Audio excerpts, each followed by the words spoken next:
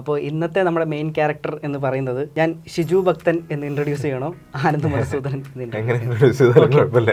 വിശേഷം തന്നെയാണ് ഏറ്റവും പുതിയ വിശേഷം. അപ്പോൾ വിശേഷത്തിൻ്റെ വിശേഷങ്ങൾ തന്നെ ആയിക്കോട്ടെ.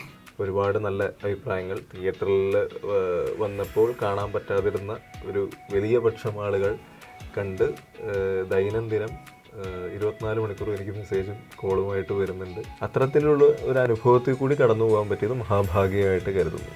ഇന്നിന്ന കാര്യങ്ങൾ പറയരുത്, അല്ലെങ്കിൽ ഇന്നിന്ന കാര്യങ്ങൾ സൂക്ഷിച്ചേ പറയാവുള്ളൂ എന്നൊരു ഡിമാൻഡിങ് ഉണ്ടല്ലോ പൊതുവെ. ഈ തിരക്കഥയ്ക്ക് ഉണ്ടാകുന്ന കാര്യം ഒരു നൂൽപ്പാലത്തുമ്പോൾ പോകുന്ന തിരക്കഥയാണ്. കാരണം ഇതിന് ഒരു പരിധി വിട്ട് കഴിഞ്ഞാൽ ചിലപ്പോൾ ഭയങ്കര വൾഗറായി മാറാം. അങ്ങനെയുള്ളൊരു പ്രശ്നം ഒരു സൈഡിലുണ്ട്. കൊച്ചു കുട്ടികൾക്ക് ചോറ് കൊടുക്കാൻ നേരത്ത് ഉരുളക്കകത്ത് മീൻ കഷ്ണം ഉണ്ടെന്ന് പറഞ്ഞ് ഒളിപ്പിച്ചു കൊടുക്കുന്ന പോലെയുള്ളൊരു പരിപാടിയാണ്. അപ്പോൾ ഇത് ഇത്തരത്തിൽ അതിനെ പാക്ക് ചെയ്യുക എന്നുള്ളത് വളരെ ക്ലിയർ ആയിരുന്നു. എനിക്ക് വളരെ ഇൻട്രസ്റ്റിംഗ് ആയിട്ട് തോന്നിയൊരു കാര്യം ഈ സിനിമയിലെ പാട്ടുകളുടെ പ്ലേസ്മെൻ്റ് ആണ്. ആ സീനിൻ്റെ കംപ്ലീറ്റ് സോളുകളും ഇതിലെല്ലാ പാട്ടുകളിലും ഉണ്ട്.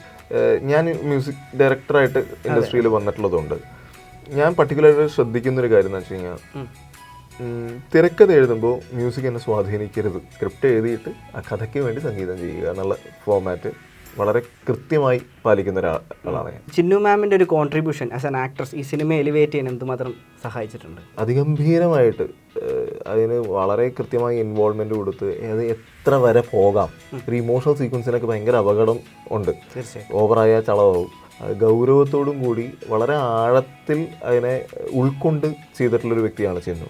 വിശേഷം എന്ന സിനിമ എൻ്റെ ജീവിതത്തിലെ വലിയൊരു വിശേഷമാണ്. തുടർന്നുള്ള നല്ല വിശേഷങ്ങൾ ഉണ്ടാക്കാനുള്ള ശ്രമത്തിലാണ് ഞാൻ. വിശേഷം ആമസോൺ പ്രൈം OTT-യിലുണ്ട്.